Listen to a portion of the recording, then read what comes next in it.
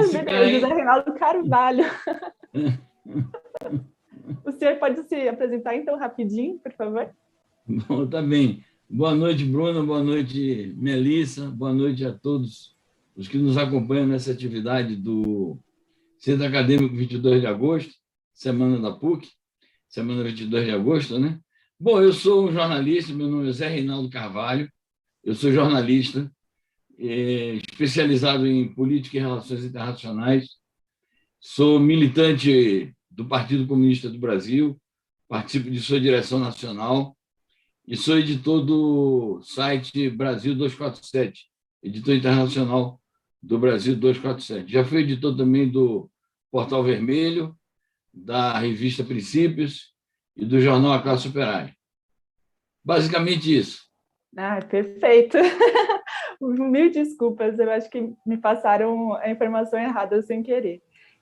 E nós temos aqui também Melissa Cambuí, que é graduada em Direito pelo Mackenzie e é professora e pesquisadora das mediações entre economia, Estado e Direito, com foco no processo de desenvolvimento nacional chinês. É também pesquisadora no Instituto Ásia e colaboradora do Núcleo de Estudos Brasil e China. O senhor José Reinaldo falará sobre a Revolução, o caráter da Revolução, a construção geral do socialismo e a política externa, e a Melissa falará sobre as reformas 78 e a cooperação Sul-Sul. E eu gostaria de agradecê-los pela presença, é um prazer enorme tê-los aqui conosco, para nos ensinar sobre a questão China, e eu passo a palavra ao Zé Reinaldo. Muito obrigado, Bruna. Mais uma vez, expressar aqui a minha satisfação de estar presente nesse evento que faz parte dessa semana tão importante. Acho que é a comemoração do 75º aniversário da PUC, não é isso? 75º aniversário. Está de parabéns à PUC e, claro, seu corpo discente, seu corpo docente, sua direção. Eu desejo que vocês tenham grandes realizações acadêmicas. Assim, complementando a minha apresentação, eu sou também secretário-geral de uma entidade ligada à luta pela paz mundial e à solidariedade entre os povos, que se chama SEBRA-Paz, que é o Centro Brasileiro de Solidariedade aos Povos e Luta pela Paz. E é uma entidade que também mantém relações de amizade e cooperação com entidades cogêneres da China, porque a China tem também entidades ligadas a essa questão dos esforços pela paz mundial. Bom, mais uma vez, boa noite a Melissa e um grande prazer compartilhar com ela esta atividade. Nós temos estado juntos aí em algumas outras atividades, damos curso na ELAP, que é a Escola Latino-Americana de História e Política, onde também já abordamos essa questão da Revolução Chinesa e da atualidade da China. Bom, eu vou tentar resumir aqui esse vastíssimo tema que é a Revolução Chinesa. Qualquer coisa você me faz uma sinalização, Bruna, sobre o tempo. Tá? Vamos começar agora, então. Zerado o tempo a partir de agora. Bom, gente, a Revolução Chinesa, eu tenho feito palestras sobre esse assunto e eu sempre designo esse grande acontecimento da história do povo chinês e da humanidade como a maior e mais profunda mudança na história do povo chinês.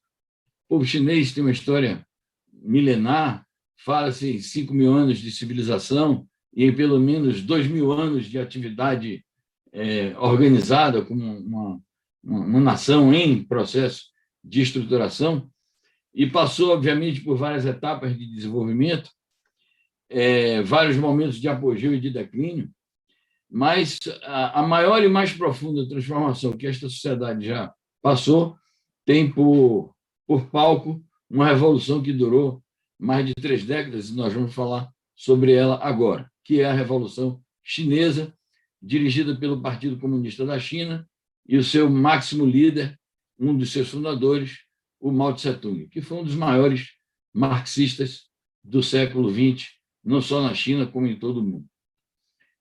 A Revolução Chinesa foi uma luta de 3 décadas, conduzida pelo partido, e foi o ponto culminante de uma luta popular que tem raízes seculares e milenares. No meio dessa revolução ocorreu, eu vou explicar aqui durante a minha exposição, ocorreu a ocupação japonesa, já no quadro da Segunda Guerra Mundial. Vocês sabem que o Japão fazia parte daquilo que se chamava o eixo nazi-fascista militarista, e era o principal aliado das duas potências nazifascistas, que eram a Alemanha de Hitler e a Itália de Mussolini. O Japão fazia parte dessa aliança e atuava especificamente na chamada Frente Asiática. E, como tal, ocupou a região asiática e realizou ali uma tremenda guerra de ocupação.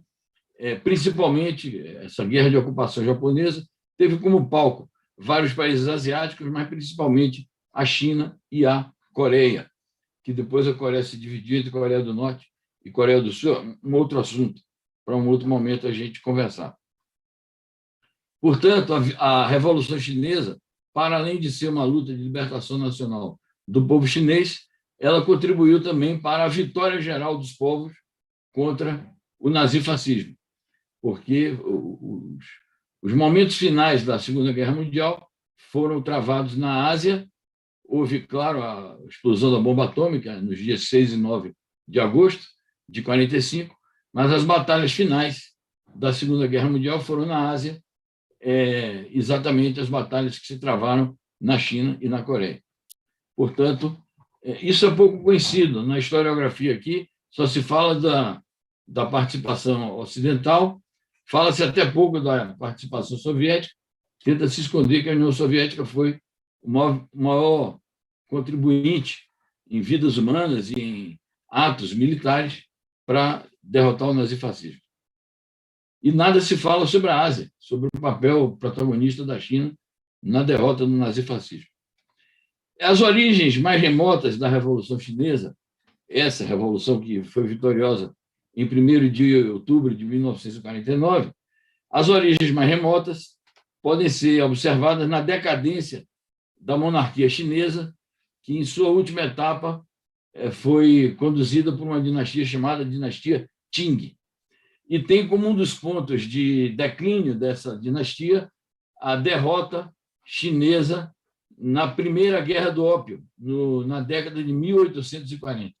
Foi a partir daí que essa dinastia entrou em decadência e que a China foi obrigada a assinar uma série de tratados que representavam a sua escravização às potências colonialistas, nomeadamente, na época, a principal potência colonialista do mundo era a Grã-Bretanha.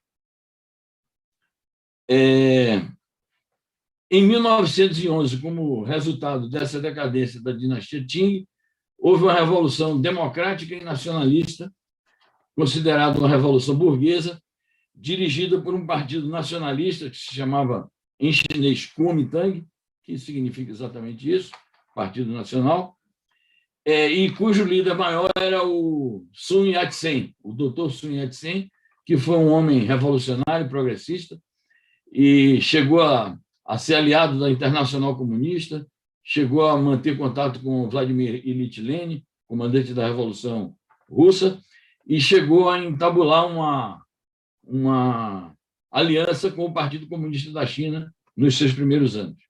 Então, a Revolução de 1911 é um marco importante no processo da Revolução Chinesa. Depois nós temos, em 1919, a eclosão de um grande movimento de massas, que foi chamado de Movimento do 4 de Maio. Inicialmente foi um movimento estudantil, mas que reuniu também intelectuais e depois se espalhou como um movimento de massas populares, cujo fator detonador principal foi a insatisfação do povo chinês com as cláusulas do Tratado de Versalhes, que foi o tratado que pôs fim à Primeira Guerra Mundial. Vocês sabem que foi de 14 a 18, e no Tratado de Versalhes a China foi maltratada. Então, mais uma vez, a questão do domínio colonial foi um fator assim decisivo para desencadear a insatisfação do povo chinês. E um outro marco inicial, um marco importante, um marco original da Revolução Chinesa foi 1º de julho de 1921, comemorou-se agora o centenário da fundação do Partido Comunista da China. É preciso observar que, nessa época, 19, 20, 21, quando surge o partido, é preciso observar que o contexto mundial daquele momento histórico era o contexto da Revolução Russa, sob a direção do Partido Comunista da Rússia e Vladimir Lenin, e era o contexto da fundação da Terceira Internacional Comunista. E tanto a Revolução Russa, as ideias da Revolução Russa, jogaram um papel importante na formação da consciência inicial dos comunistas chineses, os fundadores do partido, como a Internacional Comunista desempenhou um papel importante na ajuda ideológica, política, ao Partido Comunista Chinês na formação das suas primeiras táticas, estratégias e orientações iniciais. Bom, dito isso, eu vou fazer aqui uma periodização rápida. Quais foram os principais períodos da Revolução Chinesa, que, se vocês observarem, dos anos 20, aí, meados dos anos 20, vamos tomar como marco a fundação do Partido Comunista, em 1921, até 1949, quando o partido toma o poder, decorrem 38 anos. Então, a Revolução Chinesa contemporânea, essa que foi o marco para o que eu disse, conduzir a maior e mais profunda mudança na história do povo chinês, essa revolução durou entre 30 e 40 anos, assim, grosso modo. Qual é a periodização principal que a gente pode fazer? Teve um período de 21 a 27 que eles caracterizam como a luta contra os senhores de guerra. Os senhores de guerra é o seguinte: a China não era um país unificado. A China não é a China que nós temos hoje. Era um país muito fragmentado, era um país semifeudalizado. E esses semifeudos que dividiam o território chinês, para além da dominação colonial, e por isso eles caracterizam a China de então como um país semicolonial, a China, esses semifeudos eram dominados por senhores de guerra, que lutavam entre si para reforçar o seu poder local e, eventualmente, empalmar o poder nacional. Então, esses senhores da guerra e esse estado de semi-feudalização era um freio ao desenvolvimento daquela república democrática e nacionalista que surgiu no ano de 1911 com a revolução do Dr. Sun Yat-sen. Então, formou-se, nesse primeiro período de 21 a 27, os primeiros anos do Partido Comunista, uma aliança entre o Partido Comunista e o Partido Nacionalista na luta contra esses senhores de guerra. A gente, se consultar a bibliografia sobre a história dessa revolução, eles vão falar na chamada Grande Expedição dos Exércitos do Norte, que exatamente eram expedições de forças revolucionárias nacionalistas. E o Exército Nacionalista da nascente República Chinesa, que começou em 1911, para atacar esses senhores de guerra e ver se conseguia estabilizar o país, pacificar o país e consolidar a República. Acontece que, no meio do caminho, mudou a direção do Kuomintang. No lugar do Sun Yat-sen apareceu um general chamado Chiang Kai-shek e passou a dirigir o Kuomintang. Esse Chiang Kai-shek tinha tendências, ao lado da tendência nacionalista, ele tinha tendências ditatoriais, e nessa luta para aprofundar a democratização da China e impedir a imposição de uma ditadura do generalíssimo Chiang Kai-shek, ocorreu uma revolução operária e popular na cidade de Xangai, que já era o polo mais dinâmico da China desde então, e essa insurreição, que foi muito orientada também pela Internacional Comunista, essa insurreição foi reprimida a ferro, fogo e sangue pelo já general Chiang Kai-shek. Isso determinou a ruptura da aliança entre o Kuomintang e o Partido Comunista Chinês, e determinou também que o Partido Comunista Chinês mudasse a sua estratégia de luta nas cidades para recuar e atuar apenas nas regiões camponesas. Então, começa um novo período da Revolução Chinesa, que é o período que vai de 27 a 37, que é caracterizado como o período da guerra civil dos comunistas e dos seus aliados sociais mais imediatos, o proletariado pequeno que tinha na época, o campesinato e as camadas médias da sociedade, contra a ditadura do Chiang Kai-shek. e uma luta principalmente camponesa, principalmente nas regiões interioranas. Então, rompeu-se a aliança entre o PC chinês e o Kuomintang. Nesse período, é o período que a liderança do Partido Comunista Chinês desenvolve a teoria da guerra popular prolongada e da criação de bases revolucionárias no campo, bases camponesas. Consistia em quê? Em libertar regiões, libertar territórios, criar os governos revolucionários locais, claro, não era um governo nacional, mas eram bases revolucionárias que serviram de apoio para o desenvolvimento posterior do Partido Comunista e da Revolução Chinesa. Ocorre que, no final desse período, que é designado como período da Guerra Civil Revolucionária, acontece a ocupação japonesa, a partir de 37 e 38. Então, o período que vai de 37 e 38 até o final da Revolução é um período de... até o final da Revolução, não, até 45, até o final da guerra, é o período caracterizado como de guerra, de libertação nacional contra a ocupação japonesa. E, nesse período, restaura-se a aliança entre o Kuomintang e o Partido Comunista. Apesar das divergências, das inimizades, das ideologias antagônicas, mas, em nome da libertação nacional e da luta contra o ocupante estrangeiro, eles decidiram formar de novo uma aliança. É preciso dizer que o Kuomintang representava, sendo um partido nacionalista, representava um setor expressivo da burguesia nacional chinesa. Bom, derrotada a ocupação japonesa, criaram-se novas condições para o partido, já fortalecido com suas bases revolucionárias, consolidadas, avançar na luta do último período, que eles chamam, que vai de 45 a 49, que é o que eles chamam luta final pela libertação nacional. E aí é uma luta de novo contra o Kuomintang e que vai culminar no 1º de outubro de 49 com o triunfo da Revolução Popular e a ascensão do Partido Comunista ao poder. Rapidinho sobre o caráter da Revolução. Quais eram os principais conteúdos? Depois de falar da periodização, quais eram os principais conteúdos da Revolução Chinesa que davam o caráter dessa revolução? O Mao Tse-tung definiu o seguinte: nós somos um país semicolonial e semifeudal, e um país nada democrático. Então, a nossa revolução, ele dizia, é uma revolução democrática popular, nacional, antifeudal, anticolonial e agrária, porque a China tinha de 80% a 90% da população camponesa e tinha que resolver prioritariamente a questão agrária. Então, Mao Tse-tung, referindo-se a categorizações que eram muito próprias do movimento comunista da época, ele dizia o seguinte: isso aqui é uma revolução, sendo uma revolução popular, antifeudal, anticolonial e nacionalista, e para resolver a problemática agrária, é uma revolução democrático-burguesa de novo tipo. Por que de novo tipo?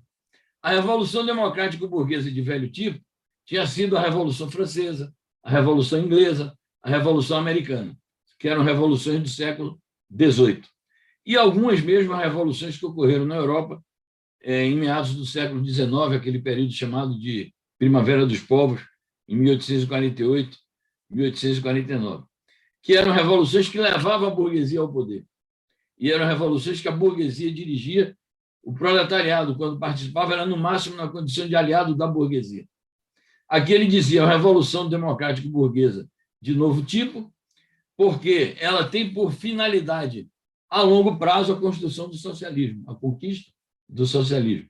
Tem como força dirigente o Partido Comunista e a Aliança Operário-Camponesa.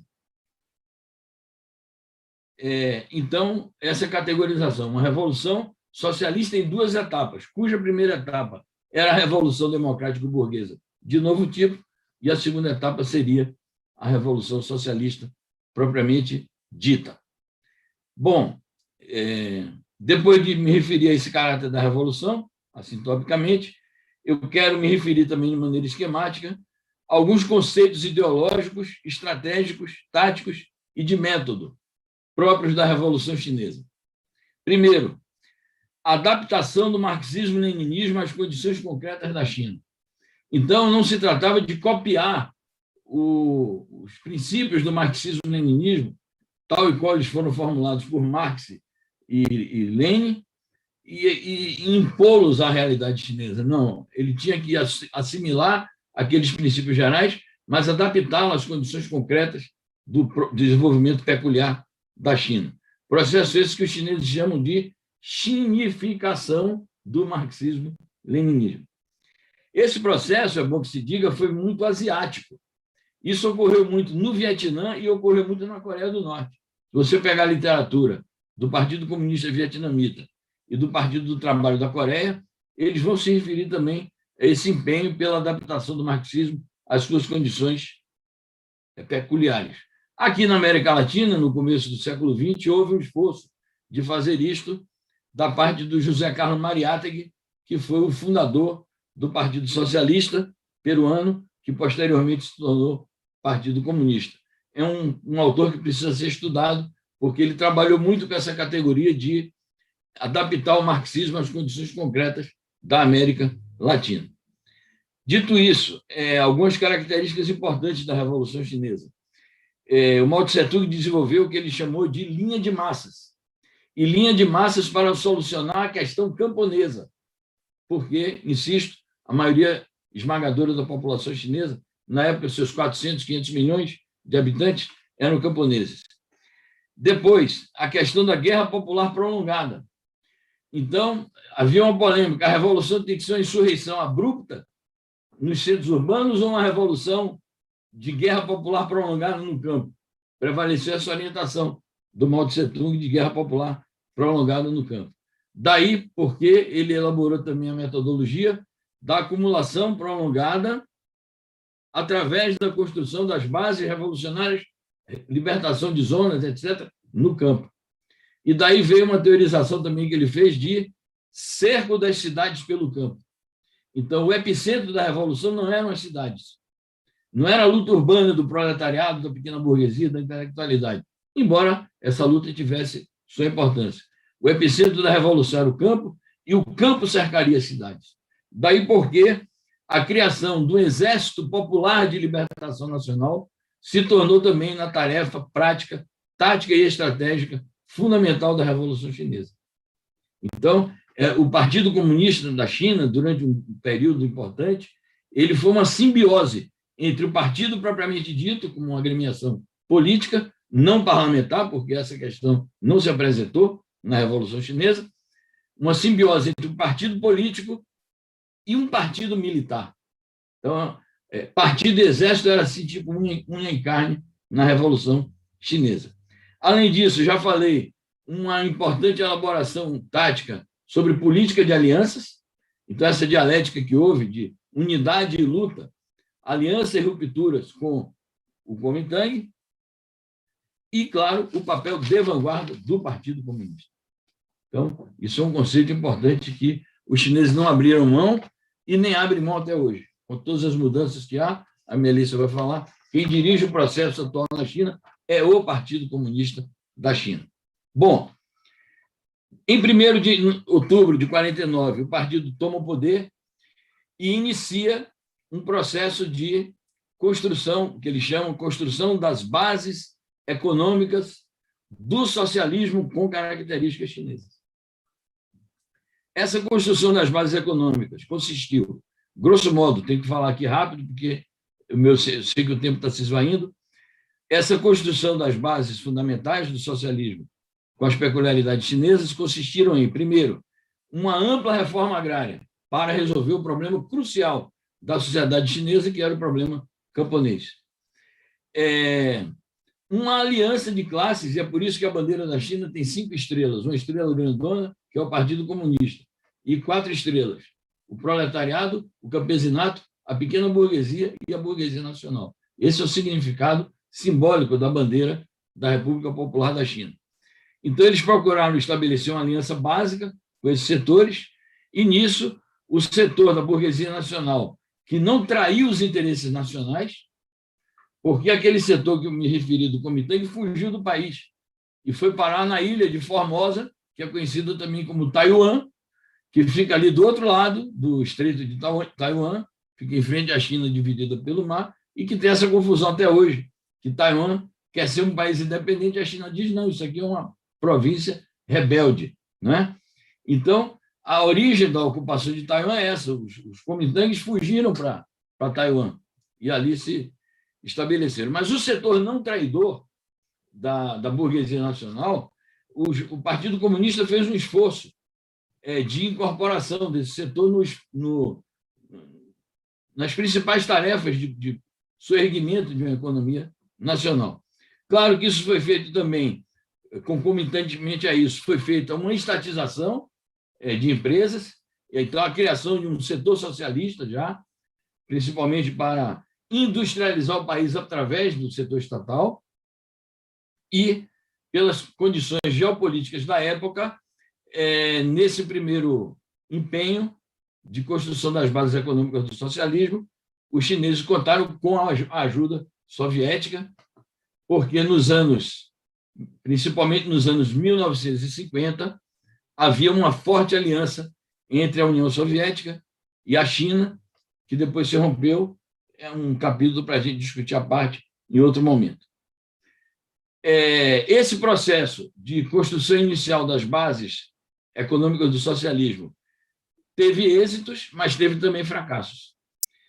Os êxitos foi exatamente o fato de que conseguiu lançar as bases econômicas, conseguiu fortalecer no setor estatal socialista, consolidou o poder do Partido Comunista, fundou uma república popular de novo tipo, com suas instituições próprias, incorporou a China no campo dos países socialistas, internacionalmente falando, porém, e a partir daqui eu vou deixar para a Melissa, que ela vai falar da reforma e abertura, porém, esse período, que dura mais ou menos de 49 até meados dos anos 1970, não consegue tirar a China do atraso e da pobreza. Então, era um socialismo que tinha conquistado alguns êxitos, mas que não conseguia alcançar o desenvolvimento econômico e, portanto, não conseguia satisfazer o principal objetivo do socialismo, que é satisfazer as aspirações sociais do seu povo e as aspirações de fortalecimento do poderio nacional do país. E eles viram que havia fatores econômicos que causavam essa estagnação e que mantinham a China no atraso. E a partir daí que vão fazer a reforma e a abertura, tendo em vista o desenvolvimento das forças produtivas e o fortalecimento do poderio nacional da China, e que é o processo que a Melissa vai explicar. Bom, a outra parte que eu teria para falar para vocês, eu tenho quantos minutos, Bruna? Mais ou menos. Já passou os 20, né? Passou um pouquinho só. Pois é, então, mas para não deixar de falar, porque vocês pediram para eu falar sobre política externa, então é o seguinte, eu vou ler aqui rapidinho umas anotações que eu fiz. Em abril de 1955, o primeiro-ministro Xu Enlai, que era também o encarregado da política externa chinesa, elaborou o que os chineses chamavam e chamam até hoje, os 5 princípios das relações diplomáticas da China. Quais sejam? Primeiro, respeito mútuo à soberania e à integridade territorial na relação da China com outros países. Então, não pode haver boa relação diplomática se não houver respeito mútuo. Se um respeita e outro não respeita, não vale. Segundo princípio, não agressão, ou seja, 2 países não podem se relacionar bem se um deles alimenta apetites agressivos e expansionistas em relação ao outro. Terceiro, não intervenção de um país nos assuntos internos de outro. Princípio básico das relações internacionais, que inclusive está incorporado entre os princípios da Carta da ONU, desde 1945. Quarto, igualdade e benefício mútuo nas relações entre os países. E quinto, que é uma extensão do princípio da não agressão, o quinto ponto é coexistência pacífica. Esses princípios de coexistência pacífica, portanto, se tornaram a base conceitual das relações internacionais da China e estão inscritos na Constituição promulgada no começo lá da Revolução e depois ratificada na Constituição de 1982.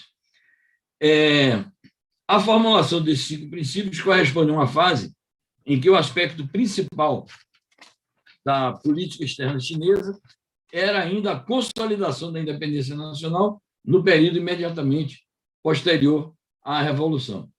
No período seguinte, que foi o período dirigido pelo dirigente máximo da época, Deng Xiaoping, que foi o elaborador, o formulador da política de reforma e abertura, a China começou a desenvolver mais amplamente, porque naquele período de consolidação da independência, era natural que, mesmo ela querendo se relacionar com outros países, era natural que ela se voltasse mais para esse aspecto mesmo de se entrincheirar em relação às ameaças que advinham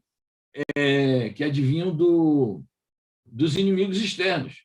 Principalmente os Estados Unidos fizeram muitas ameaças de agressão à China, e, em seguida, quando houve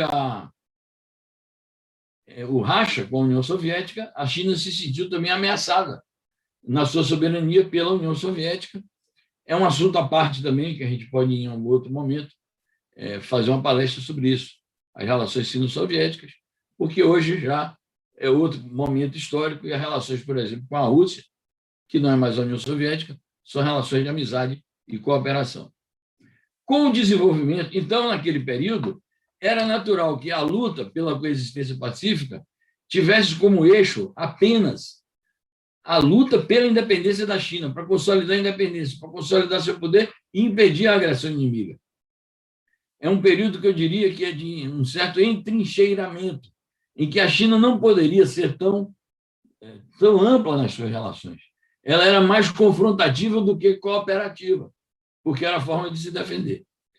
Com o desenvolvimento da política de reforma e abertura, e principalmente com o êxito que a China foi tendo na sua inserção na economia internacional e a maneira como ela foi capaz de tirar bom proveito do processo de inserção do país na globalização econômica e na globalização financeira, foi levando a China naturalmente a evoluir dessa posição de entrincheiramento para uma posição de maior cooperação.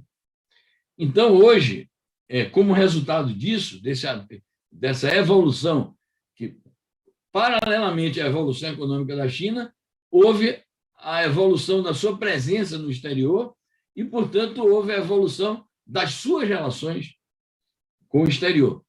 E essas relações com o exterior consistem basicamente no seguinte: primeiro, relações múltiplas, com o maior número possível de países. Então, a China hoje tem relações bilaterais com quase todos os 192 países que fazem parte da Organização das Nações Unidas, na qual ela só foi ingressar aí por meados dos anos 1970. Quais são os únicos países com quem a China não mantém relações diplomáticas? Exatamente aqueles países que não reconhecem o princípio de que só existe no mundo uma China. Aqueles países que reconhecem também Taiwan. Então, a China pede para todos os países que querem manter relações com ela, inclusive os Estados Unidos, que assinem um documento onde o país diz assim: eu reconheço que no mundo só existe uma China e, portanto, não reconheço Taiwan. Então, quando os Estados Unidos vendem armas a Taiwan, eles estão ferindo um princípio que eles próprios adotaram, porque assinaram um documento oficial. Então, o primeiro aspecto da maior presença da China no mundo é esse: relações com o maior número possível de países, exceto esses. Segundo, a relação com a maior parte, eu diria a totalidade, das organizações multilaterais.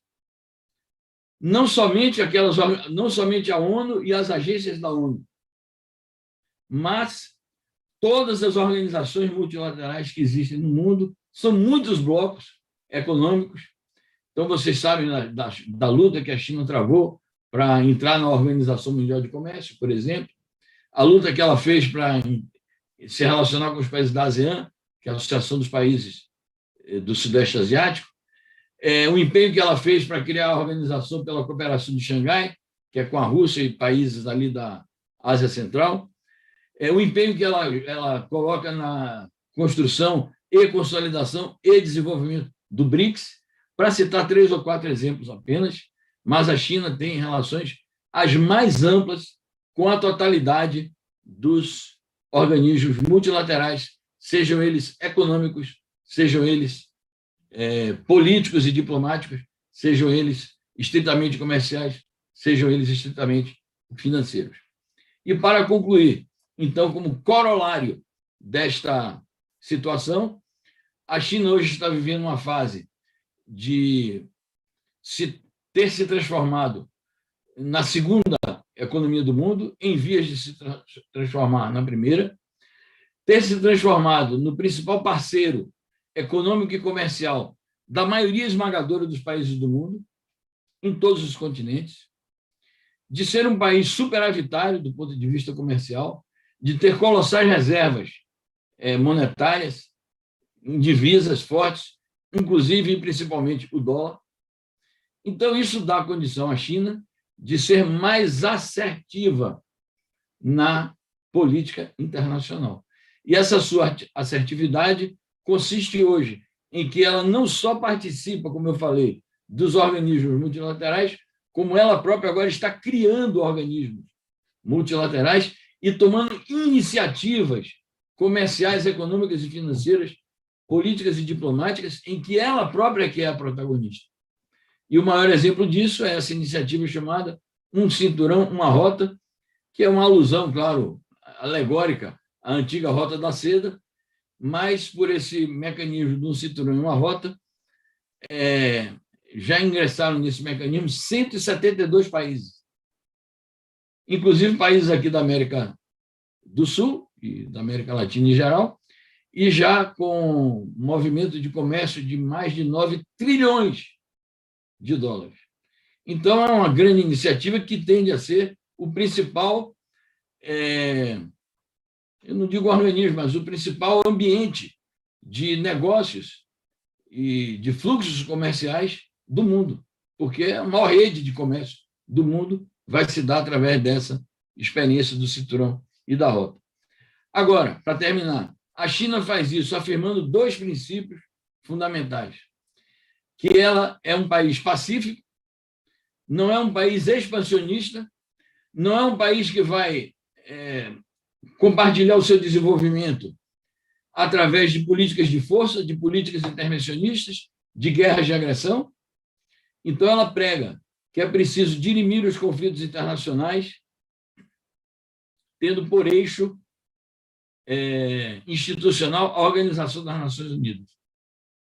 Então, a China propõe o revigoramento das Nações Unidas, uma reforma nas suas estruturas, para que ela possa jogar esse papel de eixo institucional das relações realmente diplomáticas internacionais. Então, esse aspecto. Segundo aspecto é esse, paz mundial. Terceiro, relações pacíficas com todos os países, inclusive com os Estados Unidos. E, finalmente, ela prega, ela se acha agora em condições políticas, econômicas e financeiras para promover o que o presidente Xi Jinping, que é o secretário-geral do Partido Comunista, proclamou desde o Congresso de 2012, que é o que ele chama de desenvolvimento compartilhado com toda a humanidade, construção de um futuro de desenvolvimento compartilhado com toda a humanidade. Dessa maneira, a assertividade da China em política exterior, ela pode trazer grandes benefícios para os povos, porque ela é baseada num esquema econômico, comercial, financeiro, político e diplomático de cooperação e não de opressão e exploração. Então, eu paro por aqui. É um assunto vasto, mas que, topicamente, eu queria apresentar nesses termos, agradecendo muitíssimo a atenção de vocês e, mais uma vez, agradecendo o convite que me deixou muitíssimo honrado de participar desse grande evento dos estudantes da PUC. Muito obrigado. Zé Reinaldo, muito obrigada. Que exposição brilhante. Eu sinto que aprendi demais e, com certeza, todo mundo que está acompanhando pelo YouTube também e aprendeu muito. Com certeza é um assunto bastante vasto, né? E nós adoraríamos ter você de novo conosco para outras palestras, outros eventos, porque realmente tem muitos temas a serem abordados. E foi muito interessante. Muito obrigada. E agora eu passo a palavra para a Melissa.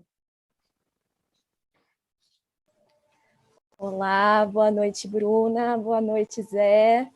Muito obrigada, também fiquei muito feliz pelo convite, parabéns para a PUC, enfim, essa coisa da pandemia tem isso da gente fazer essas atividades maravilhosas, mas de longe, né? Infelizmente, espero que logo a gente consiga tá todo mundo junto, porque, enfim, a PUC e o 22 de agosto têm um papel muito importante, né? Eu que fiz movimento estudantil, tive muitos amigos que foram gestão do 22 de agosto, então, enfim, estou me sentindo aqui de longe, mas em casa, a despeito de não ter feito PUC. E ótimo ouvir o Zé Reinaldo, como ele disse, a gente vive compartilhando alguns espaços por aí, e é sempre muito bom ouvi-lo. Então, obrigada novamente pelo convite e parabéns pelo aniversário da PUC. E aí, já fazendo alguns links, né, com o que o José Reinaldo trouxe, de saída, né, ele começou a exposição falando desse papel tão central da Revolução Socialista, Popular Socialista da China para o povo chinês, né, e para o processo de desenvolvimento chinês. E aí eu até adicionaria um ponto, que é o papel histórico dessa revolução, não só para o povo chinês, mas para todo mundo. Né? Tanto que foi uma revolução que influenciou diretamente, por exemplo, o Partido dos Panteras Negras e as revoluções no Terceiro Mundo. Né? Isso porque ela é marcada por esse caráter popular que o Zé muito bem expôs até agora. Né? Por isso que a gente chama ela de uma revolução popular socialista. E, enfim, não é banal dizer isso, né? Porque, enfim, um dos balizadores da Revolução Chinesa vai ser justamente essa marca fortemente nacionalista e que vai marcar também esse projeto de desenvolvimento, né? O socialismo com características chinesas, que em última instância é dizer, então, que o socialismo tem se colocado como direito ao desenvolvimento, na verdade, ao sul do mundo, né? Porque, enfim, na China e nos outros países que tiveram revoluções, a gente percebe que essas revoluções, na verdade, para a endogenização dos centros decisórios e para a resistência ao imperialismo, né? Então, quando a gente vai perpassar deixa eu marcar meu tempo aqui que eu não olhei, desculpe. Então, quando a gente vai perpassando os escritos, desde o Mao Tse-tung até o Deng Xiaoping, existe um fio condutor aí, né? Eles são marcados por essa máxima da necessidade do desenvolvimento das forças produtivas para alcançar uma prosperidade comum, e que, no caso da China, fica muito bem demarcado que, sob o feudalismo, sob o capitalismo, o país não conseguiu alcançar esse desenvolvimento, né? A despeito das tentativas que o Zé muito bem expôs. Então, pouco tempo, a gente com certeza não consegue aqui esgotar a complexidade dessa experiência, a gente demoraria dias, anos, mas eu acho que uma coisa interessante a se fazer é dar algumas chaves de análise, né, para que as pessoas consigam, enfim, adotar certa perspectiva histórica desse processo, né. Então, algo que foi muito presente na fala do Zé e que eu acho que é central que a gente tenha muita clareza e que eu, enfim, sempre bato bastante nessa tecla, é que não existiria a China de 2021 sem a China de 1949, né? Existe um fio condutor que atravessa essa experiência, claro que com as suas continuidades e com as suas descontinuidades, mas o fio condutor é essa revolução de 1949, a tomada do poder político e do aparato estatal pelo Partido Comunista Chinês, e desde então a liderança do partido desse processo, né? E aí, quando a gente fala dessas continuidades, descontinuidades nesse período de 49 a 1978 e depois a 2021, né? É interessante que a gente perceba que... Porque o que acontece no caso da China, né? Voltando um pouquinho, o que acontece? As pessoas tendem a olhar para essa experiência e é mais fácil colocá-la em caixinhas, né? Então, por isso que existem aí várias teses sobre a ruptura a partir de 1978, ou, enfim, ou tentando colocar 1978 como uma mera desregulamentação e uma ruptura com o socialismo, ou com o período de Mao Tse-tung, de 49 a 78, mas isso é uma farsa, né? Primeiro que é uma farsa porque, na realidade concreta, essas caixinhas não existem, né? A realidade concreta é atravessada pelo processo histórico, então, de novo, a necessidade de perceber e de destacar que sem 1949 não haveria a China de 2021, e isso é muito importante também para entender a China a partir de 1978, né? Então, o que acontece em 1978 é que a China vai conseguir observar uma tendência mundial, e aí lembrando que isso também não é nada banal, porque em sendo um país subdesenvolvido, e essa é uma lição também para o Brasil, é necessário que a gente consiga observar as tendências mundiais, porque quando somos países subdesenvolvidos ou em desenvolvimento, nós não criamos tendência, a gente acompanha as tendências, né? Então, quando a China consegue fazer esse movimento em 1978 de observação da tendência mundial, ela percebe que estava acontecendo uma movimentação ali muito drástica e muito determinante, né? Porque em 1973 acontece a crise do petróleo nos Estados Unidos, que vai marcar, né, que é um marco da ruptura com o paradigma fordista-taylorista. E essa ruptura, ela vai fazer com que ocorra um processo muito intensivo de reestruturação e de centralização produtiva. E aí, justamente, é nesse processo que a gente vai chamar de globalização, né? E aí, a partir da adoção do mercado enquanto um mecanismo de alocação de recursos sob o comando do planejamento estatal, a China consegue se utilizar dessa globalização para endogenizar tecnologia estrangeira e formar suas reservas cambiais quando ela recebe, né, bilhões de investimento externo. Ou seja, a China vai conseguir, a partir do planejamento estatal, a partir das capacidades estatais conformadas por causa do poder político que tomou aquele Estado, ela vai conseguir, então, transformar esse fator, que é a globalização, e que mundo afora ratificou a lógica de desenvolvimento e subdesenvolvimento e um fator para o próprio desenvolvimento, né? E aí tem algo que é muito interessante de observar dos analistas, dos teóricos e das pessoas que trabalham com a questão da China, né? Porque por muito tempo houve um esforço de se fazer crer que essas reformas de 1978, como eu comentei, teriam sido uma ruptura, que elas seriam meras desregulamentações, que elas se forjariam numa abertura comercial de liberdade econômica e que só então, a partir daí, a China começa a se desenvolver. Enfim, isso é problemático de muitas formas. Primeiro, porque para o desenvolvimento, a partir de 1978, foram centrais as capacidades estatais construídas no período maoísta, foi central a tomada do poder político ocorrida com a Revolução,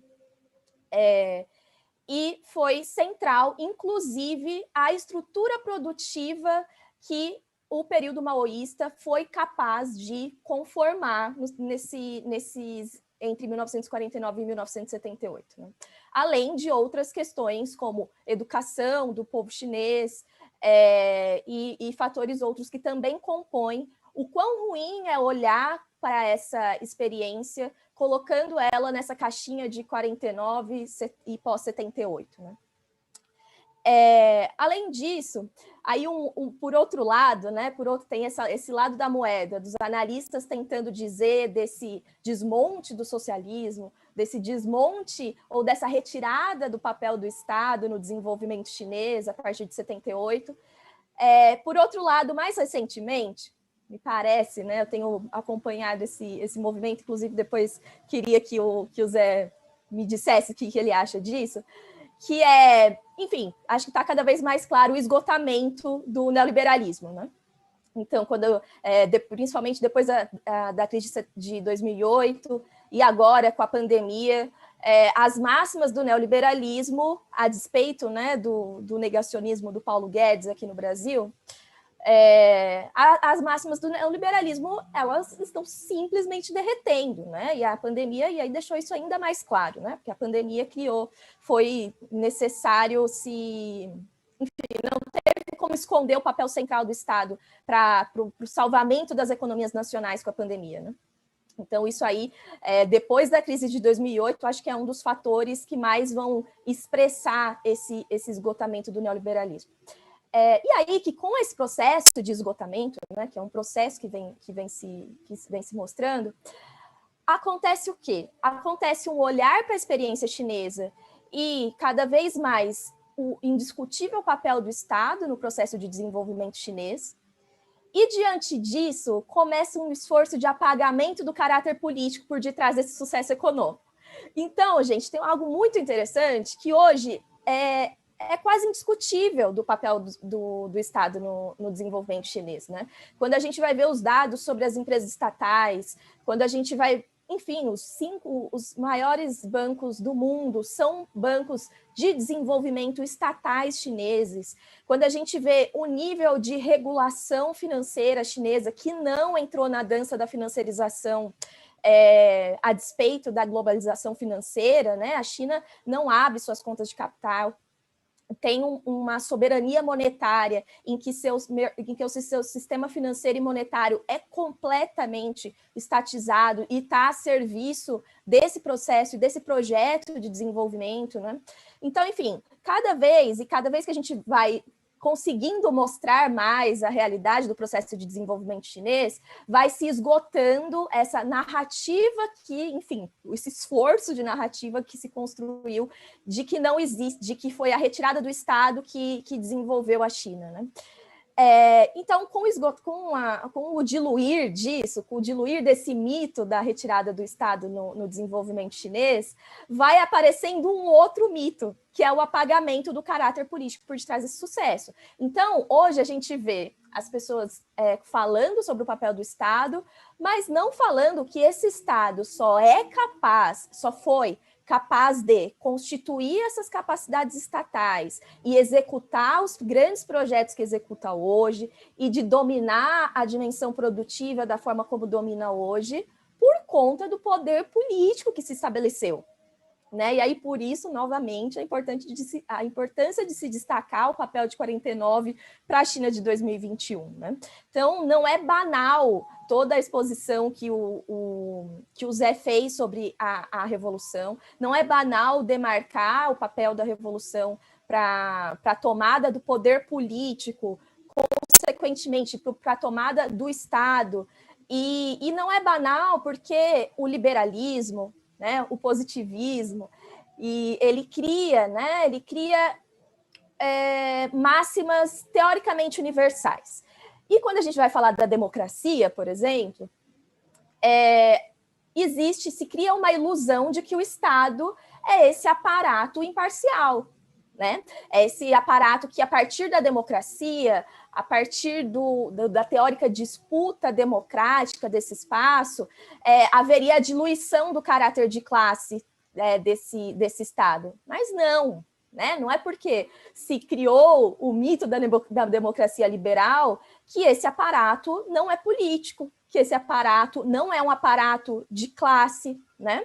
Então, agora em julho, né, que foi o centenário do Partido Comunista Chinês, foi uma ótima oportunidade de falar sobre isso, porque esse mito da democracia liberal faz com que haja uma diluição, né, desse caráter político, que é central para entender o processo de desenvolvimento chinês. E não só, né? Porque quando a gente...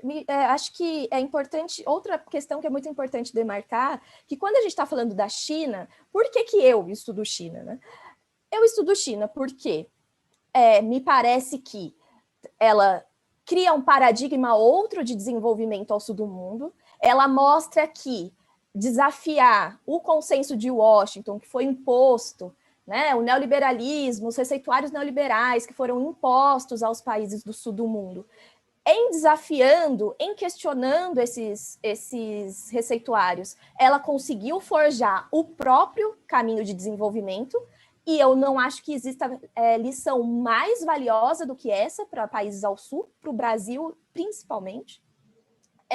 Então, não é banal dizer do papel político por detrás desse projeto, né? Então, pessoal, só aqui para trazer, né, alguns dados, o que afinal essa pessoa está dizendo desse sucesso econômico, o que quer dizer, né?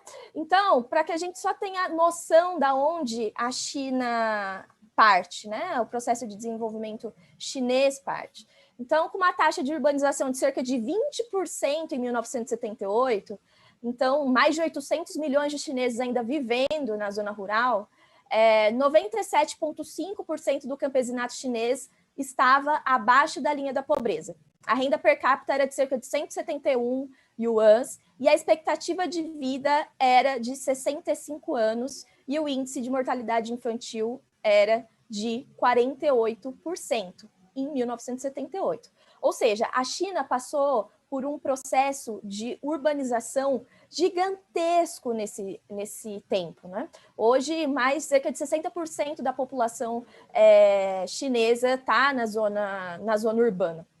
E é claro que isso teve custos, isso gerou contradições, né? Também é importante olhar para essas contradições e perceber um fator do processo de desenvolvimento o chinês, que eu acho que é um dos mais valiosos e mais sofisticados que existe.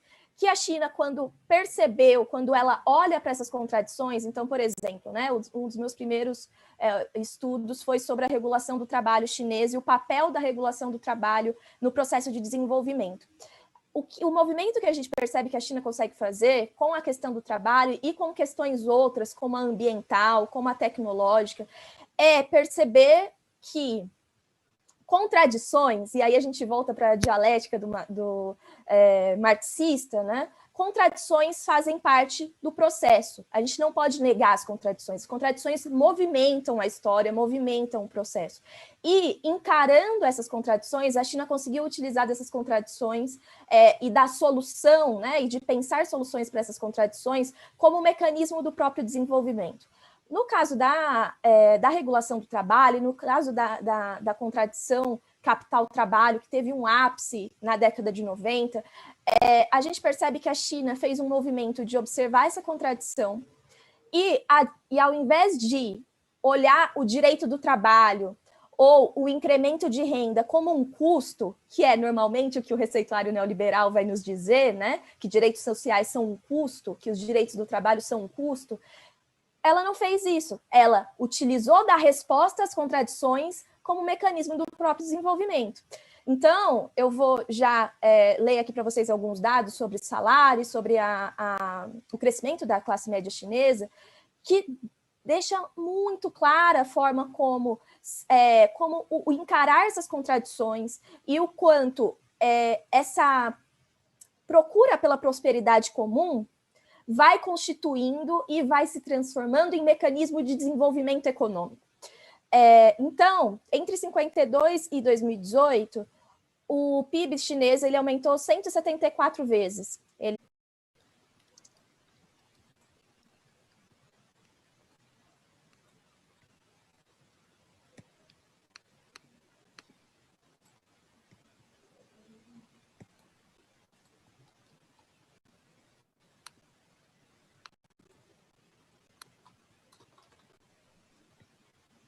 Eu vou ligar para a Rafaela para ver se ela já está conseguindo voltar. Rapidinho. Tá bom. Tranquilo.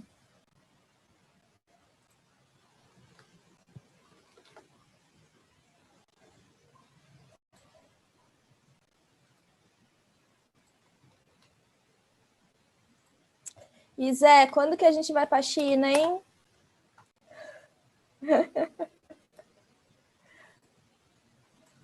Ai, que essa loucura dessa pandemia tem que passar logo, minha gente. Eu acho que está com o microfone Está com o microfone fechado, Zé. Tem muitos eventos da Academia de Ciências lá. sobretudo nessa área econômica Então, e ciência política. tem. Gente, já voltamos. A gente pode continuar. Tá Desculpa ótimo. o problema na internet, viu? Quem está assistindo aqui no YouTube deu uma caidinha, sempre tem esses problemas técnicos, mas vamos continuando com a fala da Melissa. Tá ótimo. Então, estamos de volta. Todos me ouvem direitinho, Bruna? Tá tudo certo? Tá? Então tá. Então, pessoal, a gente estava falando sobre os salários, né? Enfim, então, de 2009 a 2015, a média dos salários reais mensais dos trabalhadores migrantes rurais cresceu acima da taxa de crescimento do PIB, né? Que foi o que eu comentei sobre o quanto esses salários, e que isso é algo a se destacar, tem crescido acima da produtividade, ou seja, né, esses salários têm crescido acima das taxas de lucro. O excedente, porque assim, no final do dia, o que a gente quer dizer com o poder político foi tomado pelo Partido Comunista da China, e é o Partido Comunista da China quem direciona esse processo de desenvolvimento. No fim do dia, isso quer dizer que na disputa pelo excedente econômico, esse excedente não vai ser direcionado para o acúmulo de capital de 1% da população. E é por isso que a China consegue fazer, a partir desse poder político, a partir desse aparato estatal, com esse poder político, é por isso que a China vai conseguir fazer o movimento de, olhando para essas contradições, transformar as respostas às contradições em mecanismo de desenvolvimento. E o incremento de renda das últimas décadas é um sinal muito claro disso, né? Então, enquanto a gente viu os Estados Unidos num processo de derretimento da própria classe média, inclusive, eu vou aqui já dizer os dados da classe média chinesa, a gente percebe a China fazendo um movimento justamente contrário, né? Então, quando a gente fala do neoliberalismo, e eu acho que isso é algo muito interessante de se destacar, porque às vezes a gente fala, né, dos efeitos do neoliberalismo no sul do mundo, mas que a gente não tenha dúvidas do efeito da destruição que o neoliberalismo trouxe, inclusive para o capitalismo central. Então, o neoliberalismo, tendo como uma de suas marcas o acúmulo de capital, a gente vê a destruição econômica e do tecido social que o neoliberalismo que os Estados Unidos impõem e outros países do capitalismo central conjuntamente impõem ao sul do mundo, também destruíram o próprio país, né? E aí o acúmulo de capital e o esgarçamento do tecido social produzido vai mostrando e vai, enfim, elegendo Trump, por exemplo, né? Mas, enfim, retomando aqui. Então, de 2010 a 2014, a taxa média do crescimento anual dos salários formais foi de 7,75%, e os informais com mais de 10% de crescimento. Entre 2015 e 2017, a taxa média de crescimento para os salários formais foi de 9%, dos informais de 6%. Então, em 2008, o salário anual do trabalhador migrante era de cerca de 16 mil yuans, e hoje, aliás, já em 2017, esse valor já é um pouco maior hoje, bateu mais de 41 mil yuans. E aí que em 2020, né? Tá tudo bem? Ouvi um... Tá tudo bem aqui, tá. Então, em 2020, a despeito da pandemia, a despeito da recessão mundial, né? A China garantiu a criação de mais de 12 milhões de emprego. E aí isso é outro ponto central para entender o que eu estava dizendo do papel da regulação do trabalho e a forma como a China vai tratar das suas contradições. Mesmo no ápice da década de 90, em que houve um ápice, de fato, das contradições capital-trabalho, em nenhum momento a China não garantiu a criação de mais de 12 milhões de emprego, o que faz com que ela anualmente não tenha mais do que 5 ou 5,5% de desemprego. E isso é muito importante de se destacar, porque a gente tem dito muito que, né, ao final do ano passado, a China conseguiu erradicar a extrema pobreza no país, né? Foram mais de 853 milhões de chineses retirados da pobreza. Mas, em 2012, quando Xi Jinping chega ao poder, mais de 700 milhões de pessoas já tinham sido retiradas da pobreza. Então, e isso fala que, a despeito das contradições que se criaram nesse caminho, o processo de desenvolvimento como um todo não foi um processo de desenvolvimento que limou a participação dos trabalhadores na participação desse excedente econômico produzido. tanto que 700 milhões de pessoas, mesmo com todos os vícios e os problemas que ocorreram, e que, enfim, são historicamente não compreensíveis, né? Porque não é uma questão de da gente compreender ou não, mas que historicamente, no processo histórico, a gente vê desses desequilíbrios no processo de desenvolvimento. O processo de desenvolvimento não é um mar de equilíbrio, né? Ele é um processo eivado de contradições, principalmente quando a gente está saindo de uma base de forças produtivas tão subdesenvolvidas, como é o caso do terceiro mundo e era o caso da China. Mas falar que um país, por 40 anos, não teve grandes crises, que manteve um crescimento de PIB de cerca de uma média de 10%, que manteve um compromisso de criação de mais de 2 milhões de emprego anualmente, com uma taxa de desemprego de 5,5%, até na pandemia, isso não é pouco. Isso não é está longe de ser pouco, né? Então, só para aqui finalizando, que, enfim, eu já estou aqui no limite do tempo, em 2002, a classe média chinesa era de apenas 4% da população, e atualmente conta com mais de 31% da população. Sendo que, segundo dados do NBS, que é o Instituto de Dados da China, Agência Nacional de Dados da China, o consumo foi agente responsável por mais de 60% do crescimento econômico chinês. Então, pessoal, o que acontece é que, principalmente a partir de 2000, a China vai transitando para uma dinâmica de acumulação puxada pelo consumo e pela inovação tecnológica. Então, vão se criando e vão se constituindo e vão se sofisticando cada vez mais as capacidades estatais, as instituições, a regulação e a regulamentação. Então, a gente fala do direito também, do papel central do direito para munir o Estado para a execução desse planejamento, né? Então, o direito é central para a planificação, tanto quanto as empresas estatais, tanto quanto vários outros mecanismos que são fruto dessas capacidades estatais chinesas, né? Para então a gente perceber que esse aumento da classe média ele é completamente articulado com esses esforços de incremento de renda para que esse crescimento chinês fosse cada vez menos refém das exportações, da economia mundial, que, enfim, né, com as crises cada vez em menores períodos de tempo, não é nada interessante ficar completamente refém do comércio exterior, né? Então, a China vai fazendo esse movimento de incremento de renda e de aumento do seu mercado consumidor para que o seu crescimento econômico fosse puxado pelo consumo, né? E aí, finalizando, pessoal, porque eu disse que ia falar sobre globalização, sobre o que a gente vem chamando de globalização com características chinesas, que é algo que também não é nada banal e que o Zé Reinaldo já deu aí alguns direcionamentos importantíssimos, né? A China vai se diferenciar completamente, né? A política exterior chinesa, as máximas que norteiam essa política exterior chinesa vão se diferenciar completamente do que a gente conhece da hegemonia estadunidense, né? E, enfim, isso não é de 2021, de 2000 ou de 1949, é até anterior.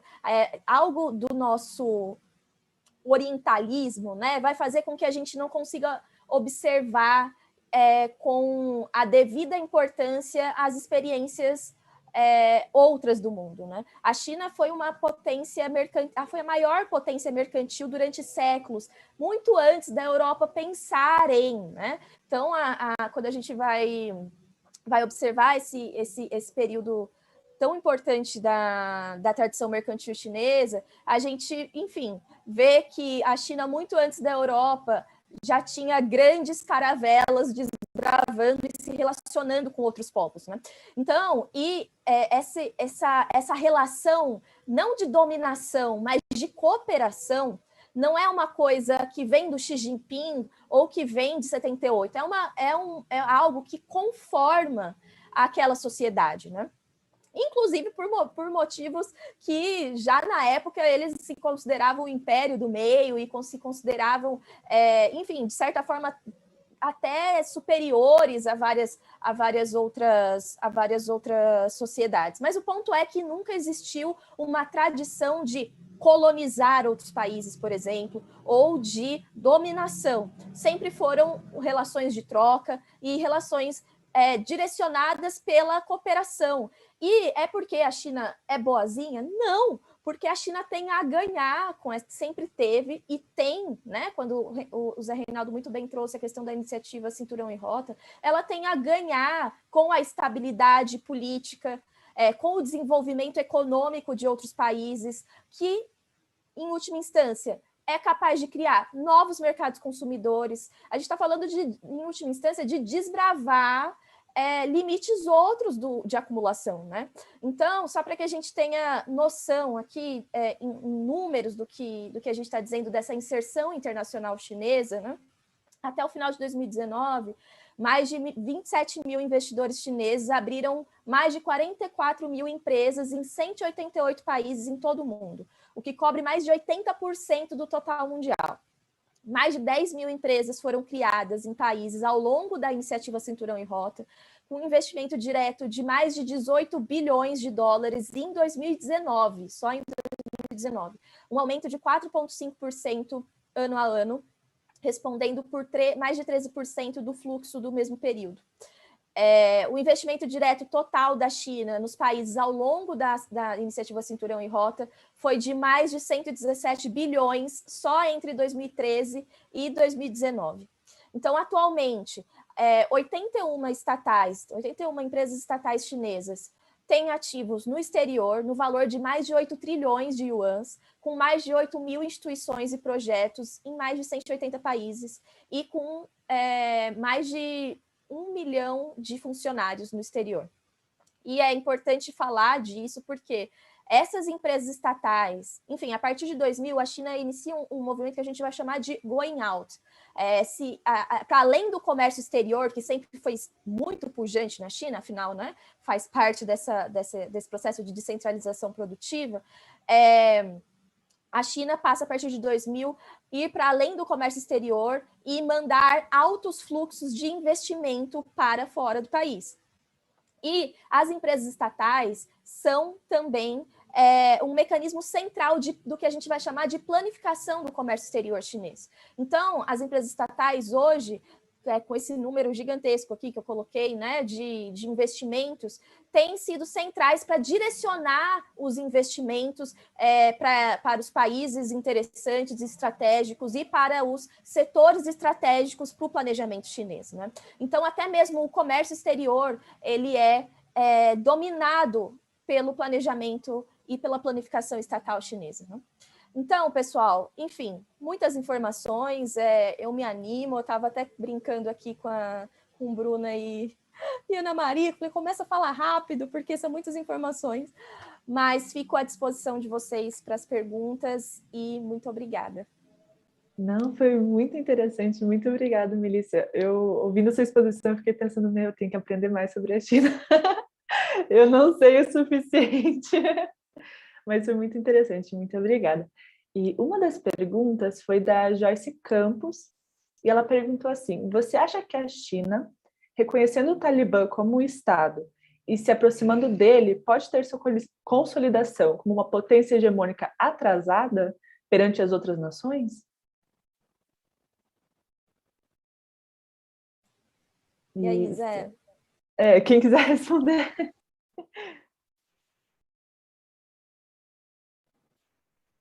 Zé, como vocês querem organizar? Eu acredito que quem quiser responder pode responder, quem se sentir mais confortável de falar sobre a relação com o Talibã. Melissa tem precedência. Pode responder, por favor. Bom, Zé, você me deixou com esse bode na sala, Zé. Mas, enfim, brincadeiras à parte, né? Porque o assunto é muito sério. Não acho.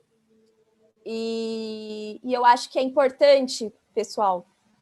Enfim, eu tenho falado um pouco sobre essa questão do Afeganistão e acho que é importante que a gente entenda que A China, ela, primeiro, né, ela tem uma máxima de não intervenção em questões nacionais alheias. A China aprendeu isso politicamente com as experiências que teve quando interviu. E a gente sabe, quando a gente olha para os países socialistas, inclusive, que tiveram forte intervenção em outros países, que historicamente isso não funcionou muito bem. Então, a China, ela tem essa máxima da política exterior de não intervenção. E até uma provocação que eu fiz esses dias foi que a gente bate muito na tecla, né, de o quanto é negativo e o quanto é uma marca do imperialismo estadunidense essa intervenção em questões nacionais. E assim que aconteceu a questão do Afeganistão, a primeira coisa que as pessoas disseram foi: por que a China, como assim a China não vai intervir no Afeganistão? O que é, no mínimo, né, não muito coerente. Mas, uma linha de raciocínio aí que não está funcionando muito bem. Mas o ponto, então, é esse, de saída. A China, de fato, não intervém, a não ser quando ela está sendo francamente, diretamente atacada, como agora com os Estados Unidos e com o Canadá, em que ela tem, inclusive, levantado o tom, né, de resposta aos países que têm tentado construir essa narrativa muito problemática sobre Xinjiang, e sobre teórica promoção de direitos humanos, que a gente sabe muito bem o que está por detrás dessa teórica promoção desses teóricos direitos humanos. Então, de saída, acho que é importante olhar para isso. E um segundo ponto é que, enfim, né, existe uma questão que é a questão estratégica. É claro que acaba, enfim, existe algo muito para além que é preciso que a gente olhe com uma perspectiva histórica e não com uma perspectiva moral, né? Então, a China, ela tem uma fronteira gigantesca com o Afeganistão, e esse processo de relação com o Afeganistão tem um nível de sensibilidade ainda maior quando a gente olha para a questão de Xinjiang, né? Quando a gente fala da radicalização e dos problemas do terrorismo em Xinjiang, eles foram questões que surgiram também com o processo de financiamento dos Estados Unidos ao Talibã, né? Então, vamos lembrar, vamos deixar muito bem claro, vamos destacar que não existiria o Talibã não fosse o financiamento dos Estados Unidos na tentativa de resistir ao socialismo. Então, uma das consequências também do financiamento ao Talibã foi enfim, a radicalização, a criação de escolas que depois formaram o Talibã também aconteceu em Xinjiang. E, então, a relação com o Afeganistão também precisa ser compreendida a partir da sensibilidade da questão de Xinjiang. A China precisa, então, olhar para essa relação, enfim, ela olha para essa relação a partir dessa não intervenção e a partir do quanto estrategicamente ela precisa lidar com essa situação, né? A vida é dura, né? As pessoas não acordam de manhã e lidam com a história ou com a política do jeito ideal, né? A realidade concreta é a realidade concreta. Você precisa fazer algo diante dessa realidade. Então, e aí, algo que também falando um pouco sobre essa questão dos direitos humanos, é que é importante que a gente tenha clareza que direitos humanos, a despeito de serem, a despeito de se ter construído essa narrativa da universalidade dos direitos humanos, etc., os direitos humanos são construídos a partir de certa base material. Se uma sociedade é analfabeta, completamente analfabeta, se é uma sociedade em que as pessoas estão completamente alienadas do desenvolvimento e do excedente e do crescimento econômico,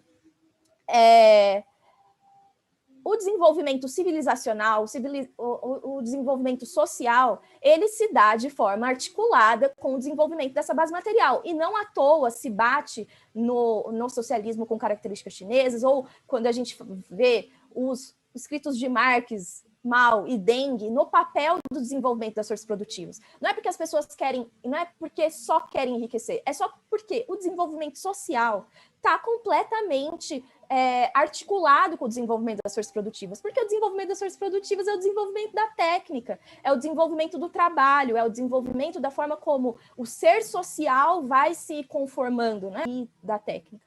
Então, os direitos humanos no Afeganistão, simplesmente não vão se realizar dessa forma, porque a gente está falando de uma outra sociedade, a gente está falando de outros marcos civilizacionais, a gente está falando de um outro marco de desenvolvimento das forças produtivas e das relações de produção, né? Tanto que as feministas afegãs estão enlouquecidas com o feminismo liberal, falando que elas não podem usar véu, que essa não é a questão. Isso não é a questão, está longe de ser a questão, né? Então, e aí, olhando para o papel da China, que conversa com o papel da iniciativa Cinturão e Rota, em última instância, faz muito mais sentido você colaborar com o desenvolvimento de um país para que seja possível construir uma base da qual brote esse desenvolvimento social e os direitos humanos respectivos e que façam sentido para aquela civilização, do que querer impor um receituário de direitos humanos que simplesmente sequer faz sentido para aquelas pessoas, né? Então, acho que são essas questões que a gente precisa partir. É necessário ter perspectiva histórica, é necessário saber que a gente não faz política, que a gente não faz, enfim, com o contexto histórico que a gente não escolhe o contexto, a gente não escolhe os parceiros, enfim. Então, é isso. Acho que o ponto é ter perspectiva histórica para conseguir observar essa questão. Muito obrigada, Melissa, por essa resposta tão elucidativa. E, Zé Reinaldo, a gente tem uma pergunta específica para você, que foi da professora Celeste Melão. Ela perguntou: José Reinaldo, ao que você reputa o não desenvolvimento necessário na época de Mao Tse Tung? Teria sido tão somente o entrincheiramento?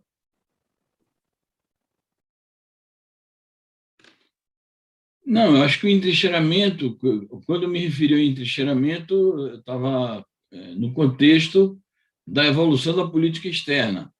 Quando a China tinha uma política externa voltada estritamente para a defesa da sua soberania em face do perigo de agressão externa, que era iminente no período inicial da consolidação do poder popular, da parte do imperialismo estadunidense e de outras potências ocidentais. Não esqueçamos de que a Revolução Chinesa ela culmina com a vitória do Partido Comunista no momento em que a Guerra Fria está se iniciando no mundo, e, pela natureza do sistema que se implantou na China, ela se integrou de imediato ao campo dos países socialistas e, de alguma maneira, ela era atingida pela Guerra Fria que os Estados Unidos e seus aliados moviam contra a União Soviética. Então, o entrincheiramento se referia a isso. A questão do não desenvolvimento da China, do ponto de vista das questões econômicas propriamente ditas, eu acho que se referia ao aspecto de que era uma sociedade que herdou um atraso enorme do passado e que não poderia construir o socialismo em saltos, não poderia construir o socialismo de maneira abrupta. Claro que a direção comunista da época não tinha essa clareza, não tinha essa experiência e tinha uma expectativa de que poderia chegar ao socialismo de maneira mais rápida. E foram feitas uma série de experimentos que acabaram não dando certo. Um deles foi uma política que eles chamaram o Grande Salto à Frente, no final dos anos 1950, começo dos anos 1960, em que eles depositaram a expectativa de que poderiam chegar a uma etapa superior de desenvolvimento do socialismo num prazo histórico bem mais curto. Ao mesmo tempo, devido às circunstâncias históricas próprias do desenvolvimento do partido e das contradições políticas na sociedade chinesa e também do entorno internacional, houve um momento em que o Partido Comunista priorizou na condução dos destinos do país a luta de classes interna, a luta ideológica, e não as tarefas estritamente ligadas ao desenvolvimento econômico e das forças produtivas. Foi aí que se produziu um momento que durou uma década, mais ou menos, que se tornou conhecido na China como a Grande Revolução Cultural Proletária, que depois os chineses fizeram uma autocrítica e chegaram à conclusão de que aquilo ali nem era revolução, não era nem grande, nem cultural, nem proletária. Aquilo foi um fratricídio, uma luta interna que ameaçou o país de uma dilaceração e ameaçou o partido de uma fragmentação política, o que seria um desastre para a estabilidade do sistema político chinês. Então, a prioridade que se dava a essas questões ideológicas e da luta de classes interna, digamos assim, que atrapalhou a concentração de esforços do partido no enfrentamento do que seria a tarefa principal, que era a tarefa de fomentar o desenvolvimento socioeconômico. Então, quando vêm as reformas propostas pelo Deng Xiaoping, que ele propõe a reforma e a abertura, ele diz isso, a tarefa principal, isso vai perpassar décadas, a tarefa principal do partido e das instituições políticas, do poder chinês, passa a ser não a luta de classes, mas a construção econômica do país.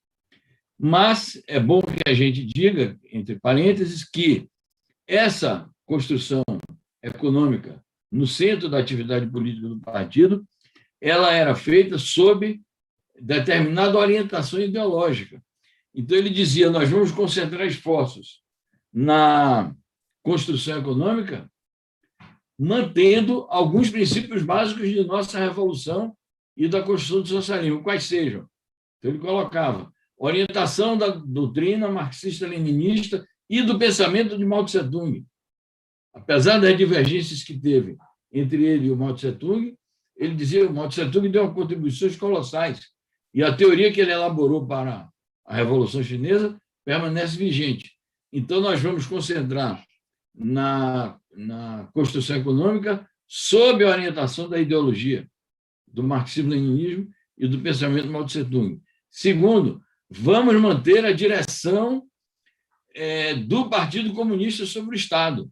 E a Melissa discorreu sobre isso, que toda a grande transformação econômica que se fez, se fosse abandonando os princípios do Partido Comunista e abandonando a direção do Partido Comunista e o protagonismo do setor estatal socialista, a China teria se transformado num país capitalista, e não em um país que mantém a pujança do desenvolvimento econômico, mantendo o seu caráter socialista. Então, além da orientação ideológica, além da direção do partido, ele dizia, vamos construir ou manter ou desenvolver as instituições próprias do poder popular. Nós não vamos transformar a China, que é uma república popular, assim ela se designa, nós não vamos transformar a China numa república burguesa à moda ocidental, uma república parlamentar burguesa. E, no decorrer desses já mais de 40 anos da reforma e abertura, ao lado do desenvolvimento econômico, o que se viu foi a consolidação, não só do Partido Comunista, como do conjunto das instituições que conformam isso que eles chamam ainda hoje, e acho que vão continuar chamando, do poder popular. De modo que esses princípios, que são próprios de uma orientação socialista e comunista, foram mantidos. O que eles retiraram foi essa questão. Qual é a tarefa central do partido? A tarefa central do partido é desenvolver as forças produtivas. Por quê? Porque não se pode construir o socialismo na pobreza e na miséria. Com esses dados aqui que a Melissa apresentou, de 1952, e quando chegou no meados da década de 70, eles ainda tinham milhões de pessoas em estado de pobreza e de subdesenvolvimento. Então, é isso que houve. E, voltando aí à pergunta da Celeste sobre o entrincheiramento, a saída do entrincheiramento ela ocorre par e passo com essa maior capacidade que o país adquiriu para se relacionar com o mundo. Então, na medida que a China passou a ter esse desenvolvimento econômico pujante e esse desenvolvimento a levou a graus de participação maior na própria economia globalizada, isso tem um reflexo natural nas relações políticas e diplomáticas, que passa a ser uma assertividade maior, uma presença maior, um relacionamento maior com cada país e com os organismos multilaterais todos existentes no mundo, e ela própria, como eu disse, procurando criar também organismos sob o seu protagonismo. Muito obrigada, Zé Reinaldo.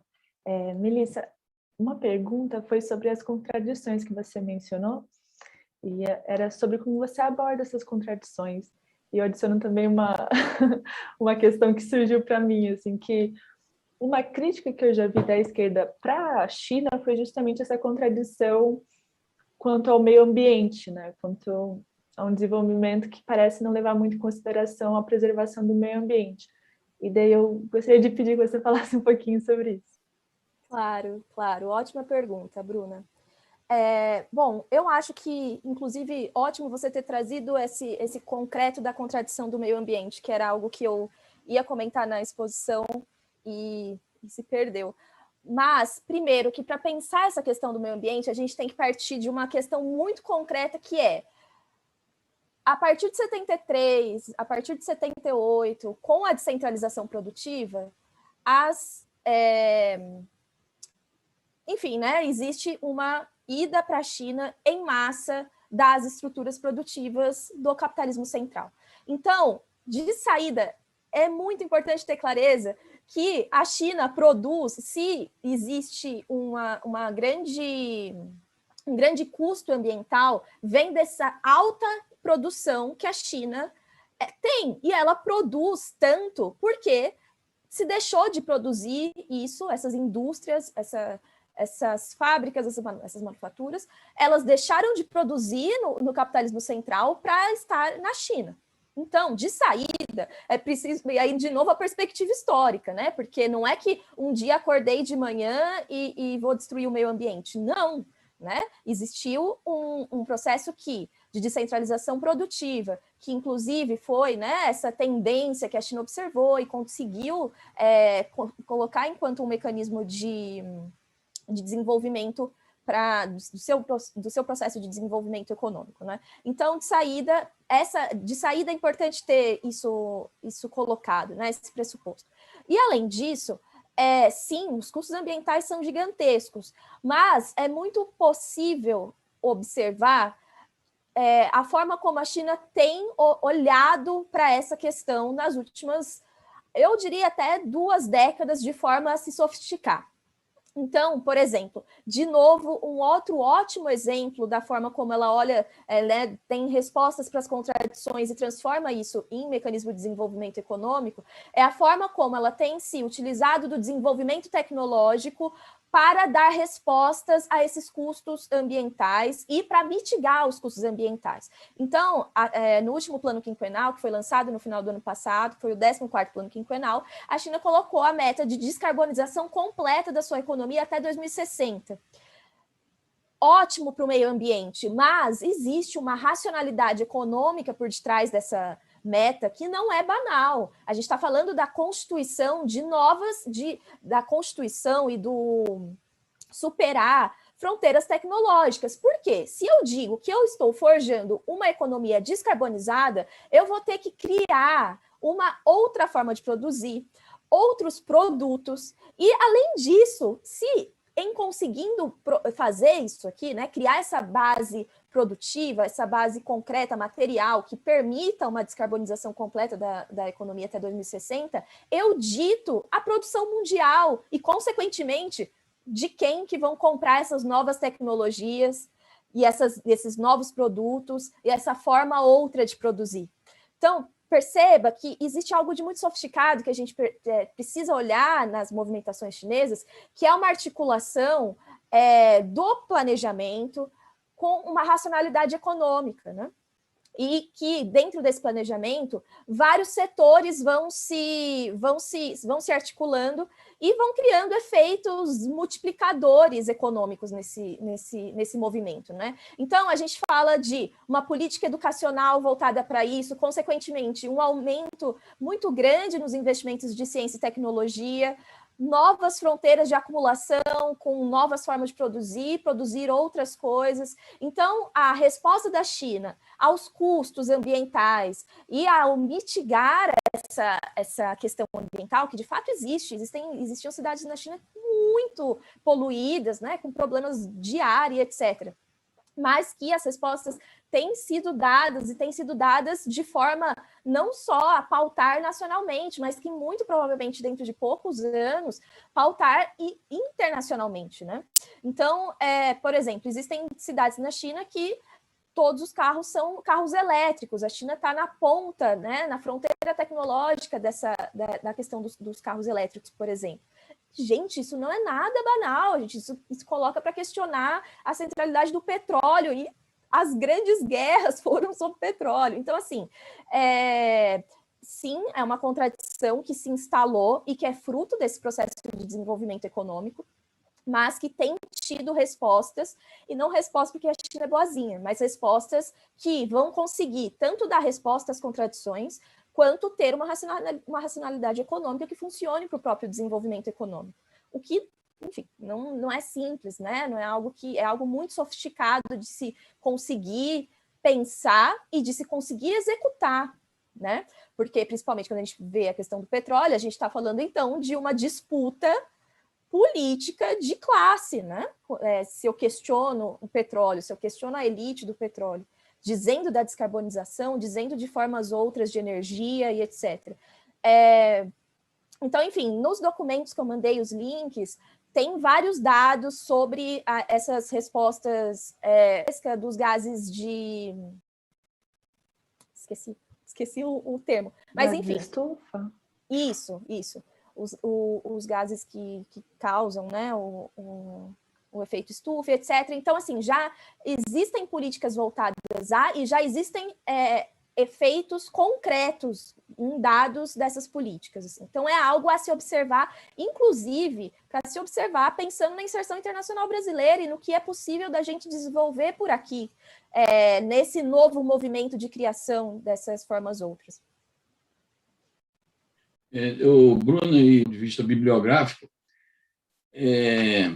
já antes do atual presidente Xi Jinping, o anterior presidente Hu Jintao, nos congressos que ele dirigiu, ele governou 2 mandatos, né? 10 anos, construção do socialismo com peculiaridades chinesas, ele desenvolveu uma teoria, ou uma concepção, para o período que ele governou, que ele chamou de concepção científica de desenvolvimento, que aborda essas questões das contradições mencionadas pela Melissa, que tem a ver com questões dos direitos humanos, tem a ver com questões salariais, desigualdades sociais, tem a ver com as desigualdades regionais e tem a ver com a questão ambiental. Então, é possível dar uma pesquisada aí sobre botar o nome Hu Jintao, Concepção Socialista de Desenvolvimento, Concepção de Desenvolvimento Científico, e vai encontrar alguma literatura de autoria dele e de outros autores chineses da época, falo de 2 décadas para trás, em que essas questões são abordadas. E, atualmente, desde os 2 últimos congressos também já dirigidos pelo Xi Jinping, que foram os congressos de 18 e de 13, 2013 ou 12, por aí, congresso de 17 e de 12, aliás, 2012 e 2017. Vai ter o próximo para o ano, a cada 5 anos.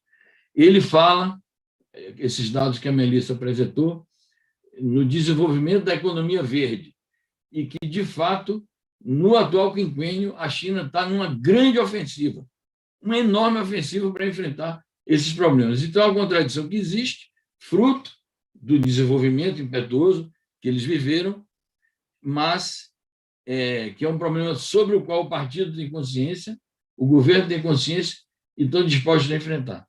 E, finalmente, o Biden organizou aquela conferência no começo do ano, e sempre que existem as conferências das Nações Unidas sobre o meio ambiente, isso vem da ECO 92, que teve aqui no Brasil, há já quase 30 anos, e todas as conferências da ONU sobre meio ambiente e outras intercalares que algum presidente de um país ou do outro convoca, como o Biden fez agora, sempre aparece uma contradição entre os países desenvolvidos e os países subdesenvolvidos e em desenvolvimento.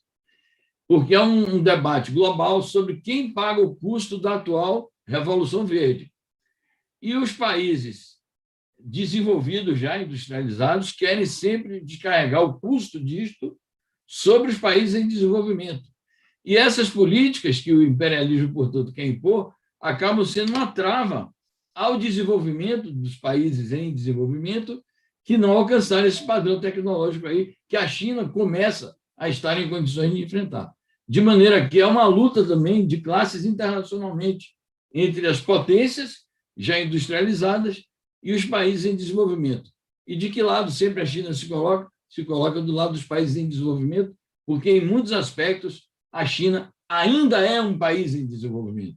Apesar de toda a pujança do seu desenvolvimento, ela não se apresenta, não, eu sou uma grande potência, eu já atingi uma grande etapa. Não, a China é um país em desenvolvimento que tem contradições a solucionar e, portanto, há uma disputa política em que ela se alia aos países em desenvolvimento nessa batalha ambiental.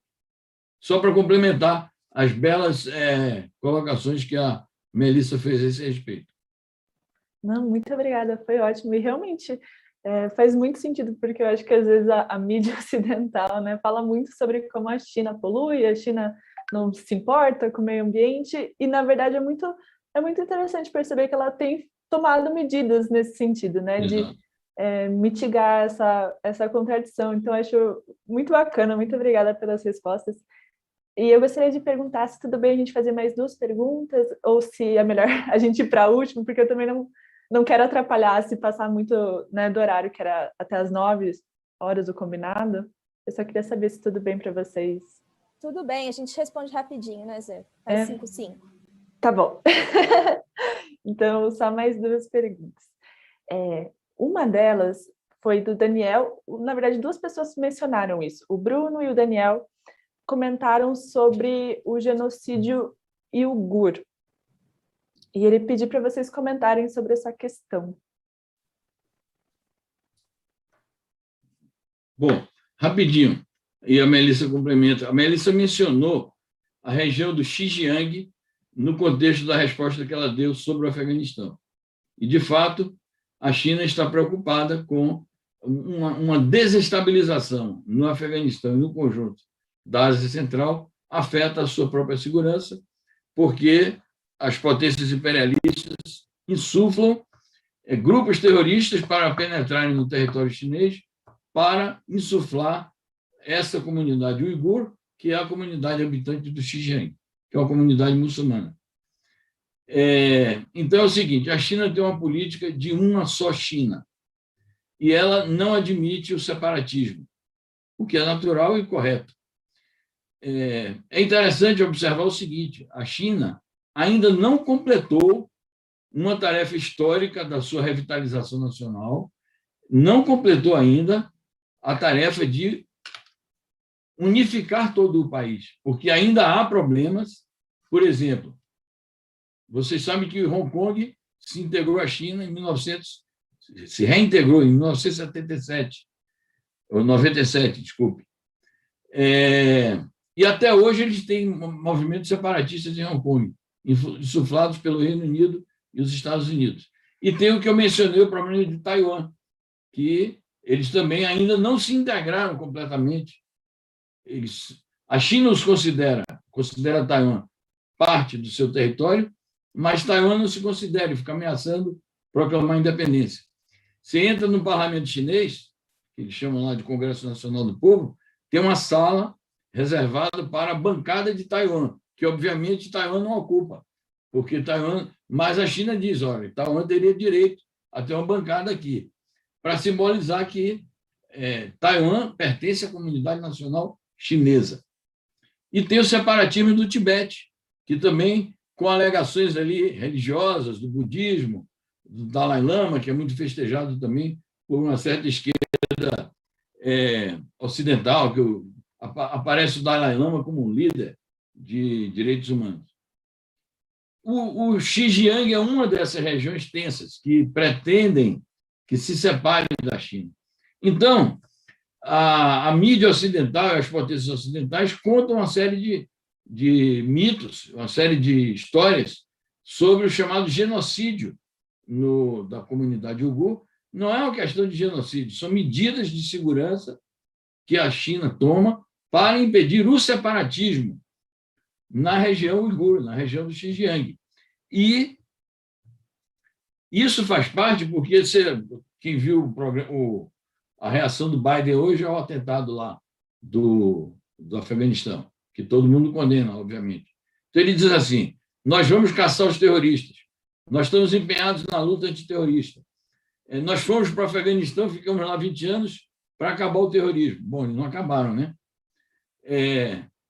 Então, quando a China combate o terrorismo no Xinjiang, ela está dando uma contribuição também à luta antiterrorista internacional. Mas aí as potências ocidentais condenam. Então, ela usa um peso e duas medidas para enfrentar o que seria um problema comum a toda a comunidade internacional. Então, eu não considero que haja genocídio chinês contra a comunidade uigur. O que há é uma explicitação, através de medidas governamentais, administrativas, jurídicas, e, se necessário, medidas punitivas para quem recorre a esse método para enfrentar a unidade territorial chinesa, medidas de contenção para exatamente coibir o terrorismo e coibir a tentativa de separatismo de uma região que os chineses consideram sua e que vão continuar considerando, porque o Xinjiang pertence à China e a China não abre mão dessa noção de que no mundo existe apenas uma China. Não existe a China e o Tibete, a China e o Xinjiang, a China e Taiwan, a China e Hong Kong. É uma só China. Perfeito, Zé. Poucas coisas a se colocar. Eu mandei 2 links aqui, se Bruna puder compartilhar com todos. Eu acho que uma questão que é importante para entender Xinjiang é que a China ela passa por um desenvolvimento muito grande da costa a partir de 78, né? A partir da década de 90 se inicia um movimento de marcha ao oeste, que é justamente uma tentativa de lidar com a desigualdade regional chinesa. Então, uma série que inclusive é um programa de desenvolvimento regional que vai se articular com as políticas de alívio à pobreza, porque a pobreza estava principalmente localizada na zona rural, ao oeste, no interior da China, né? Já que a costa tinha sido desenvolvida e tinha ganhado um grande incremento de renda, etc. Coisas que a industrialização traz, né? Mas o ponto é que Xinjiang, então, tá nessa região ao interior da China, em que, por muito tempo, existia uma grande precariedade, uma pobreza, né? Só que, aliás, e aí, né, nesse contexto de menor desenvolvimento econômico do interior chinês, se soma a essas questões que eu tinha colocado na resposta do Afeganistão, do movimento de financiamento enfim, entidades terroristas no Afeganistão e outros lugares, né? E Xinjiang, o que acontece, né? Acontece uma combinação explosiva que é um lugar com certa precariedade e com pobreza em que vivem essa minoria étnica, lembrando que a China tem mais de 150 minorias étnicas, né? E essa minoria étnica uigur, que vive nessa região, nesse contexto de pobreza, e nesse contexto de radicalização, esse combo faz com que se crie uma narrativa que inclusive a gente conhece, e aqui é uma narrativa muito utilizada e que já foi utilizada na história várias vezes, de um inimigo comum. Então, diante da precariedade, diante da radicalização vinda de países outros ali do Oriente Médio, se constrói uma narrativa dos Han, que os Han são a etnia majoritária chinesa, como um inimigo a ser combatido. Só que claramente muito fruto daquele contexto econômico e social. Então, na década de 80 e 90, explodem os números de ataques terroristas. Pessoas que, dada a precariedade, dada essa radicalização pelo financiamento do imperialismo ao terrorismo, se constitui esse movimento de ataques terroristas em Xinjiang e depois em outras partes da China.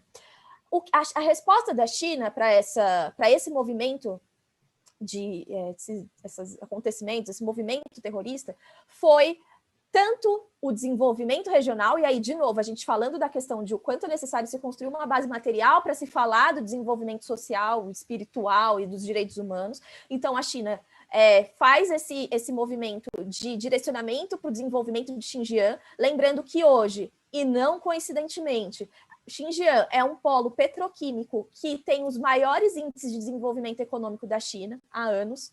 E aí, interessante, né? Porque quando Xinjiang era só um lugar pobre, precário, com ataques terroristas, os Estados Unidos não estava se importando com Xinjiang, ou qualquer outro país, ninguém se importava com Xinjiang. Bastou a região se tornar uma das regiões que tem um dos índices mais altos de desenvolvimento econômico, uma região central de polo petroquímico, que todo mundo passou a observar e a se preocupar com uigures. Mas tudo bem.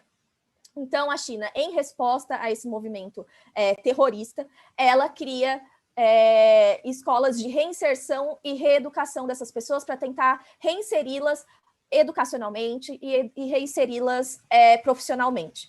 E aí, pessoal, vamos ter clareza de que essas pessoas, em qualquer outro lugar do mundo ou nos Estados Unidos, elas estariam em Guantánamo, elas estariam atentando contra a segurança nacional. E aí existe todo esse contexto de precariedade, etc., que conforma isso, mas o ponto é que em nenhum outro lugar do mundo se teria uma política de reinserção dessas pessoas na sociedade. Não teria. E a gente tem, isso é muito claro com a experiência dos Estados Unidos.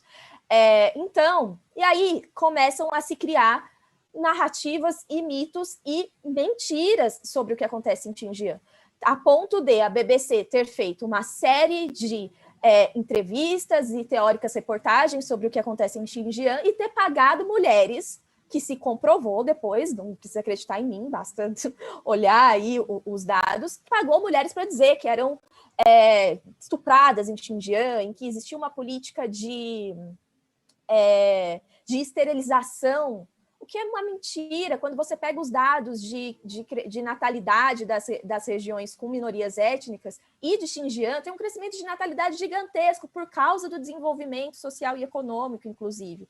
Até uma outra farsa, porque a própria política de filho único não abarcava as minorias étnicas, muito menos a uigur.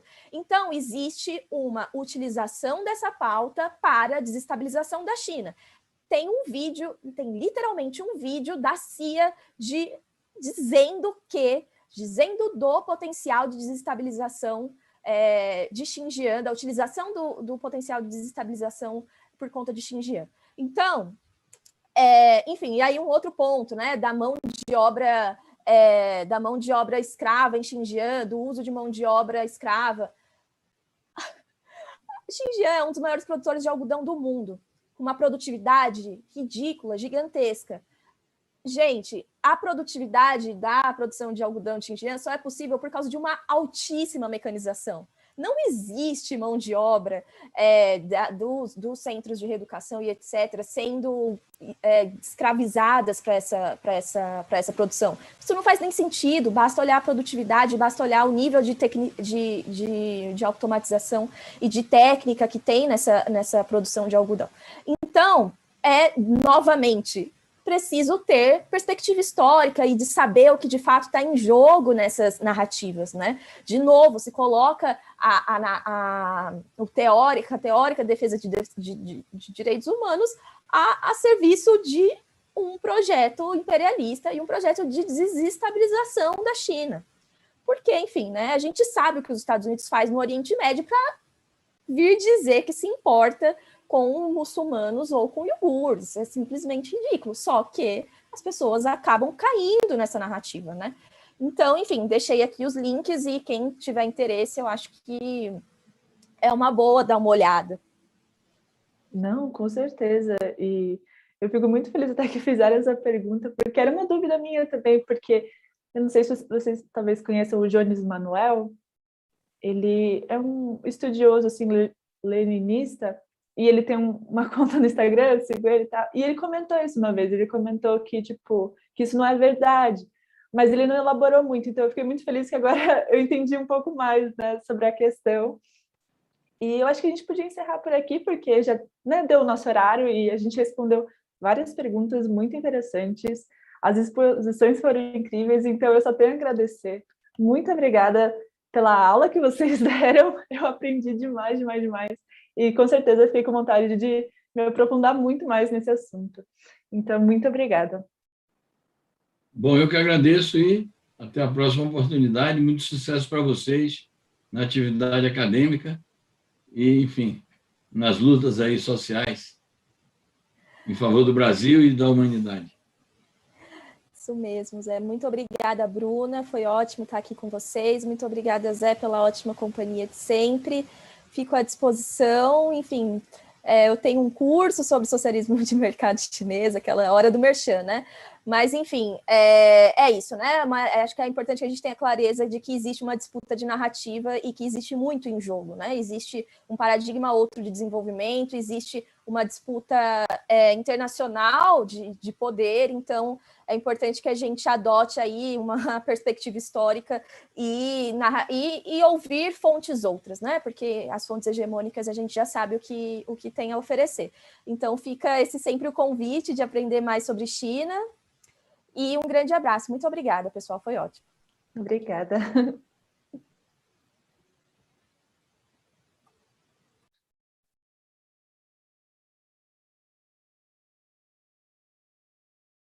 Eu vou ver se está transmitindo ainda. Deixa eu ver. Bom, Zé já se foi. Bruna, eu acho que não está transmitindo mais. Obrigada, Obrigada. Foi incrível. Imagina, foi ótimo. Bom evento aí para vocês. Parabéns pela iniciativa.